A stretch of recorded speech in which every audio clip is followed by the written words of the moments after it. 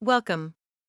In this video, we'll learn how to easily share Zoom links on WhatsApp directly from your laptop.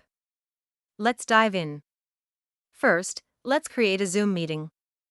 Open your Zoom app and click on Schedule a Meeting. Fill in the details like date and time.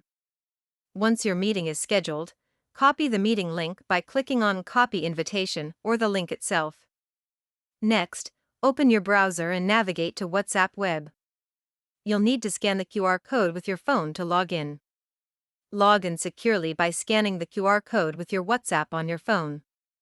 Now, choose the contact or group you want to share your Zoom link with. Paste the Zoom meeting link into the chat window and it will be ready to send.